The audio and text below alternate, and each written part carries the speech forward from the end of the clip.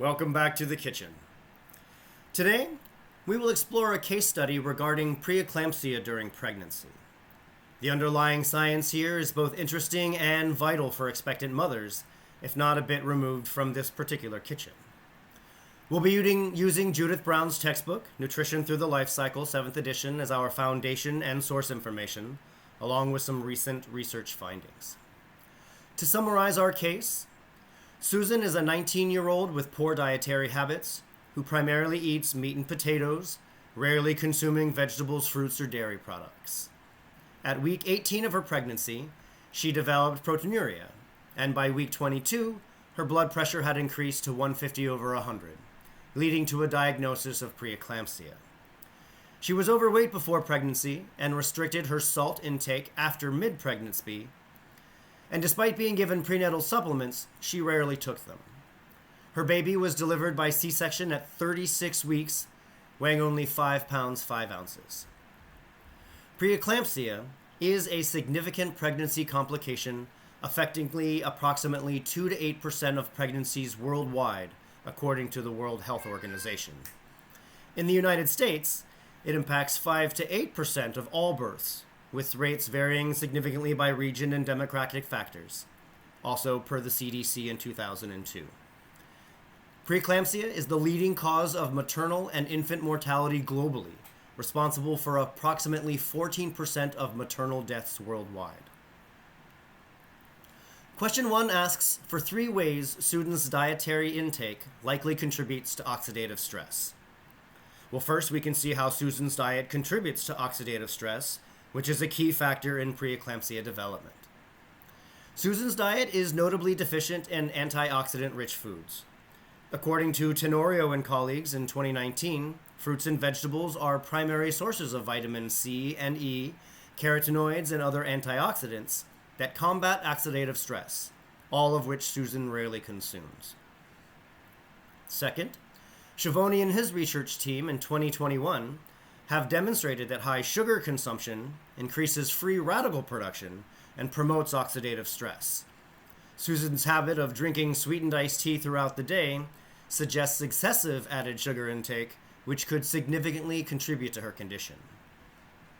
Third, as Brown emphasizes in the textbook Nutrition Through the Life Cycle 2023, omega-3 fatty acids are crucial for reducing inflammation and supporting placental development.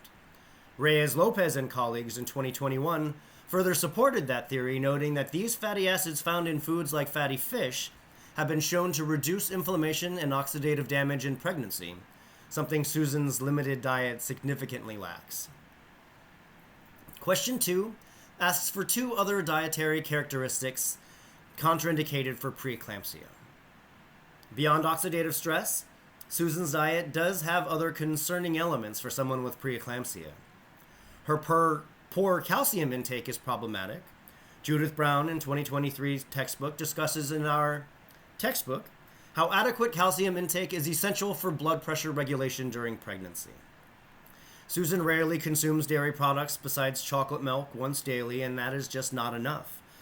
Hoffmeyer and his research team in 2018 found that calcium supplementation can significantly reduce preeclampsia risk, particularly in women with low dietary calcium intake.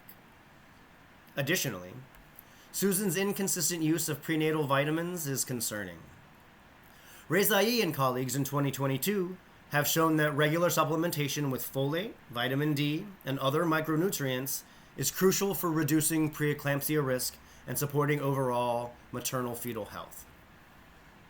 The final question asks for 3 health problems Susan is at risk for due to her preeclampsia history. I think Susan faces several increased health risks moving forward due to her preeclampsia. According to the research from Grandi in 2023, Susan likely has a significantly elevated risk of cardiovascular disease. Their studies show that women with a history of preeclampsia have approximately double the risk of heart disease, stroke, and venous thromboembolism in later life. Second, Behrens and colleagues in 2023 demonstrated that Susan likely has an increased risk of developing chronic hypertension. Their research indicates that women with preeclampsia are 3 to 4 times more likely to develop chronic high blood pressure within 10 years post-delivery. Third, as documented by Colejo's research group in 2022, Susan's risk of type 2 diabetes is substantially higher. The case already notes her insulin resistance, and their studies show that women with preeclampsia have about a 2-fold higher risk of developing type 2 diabetes later in life.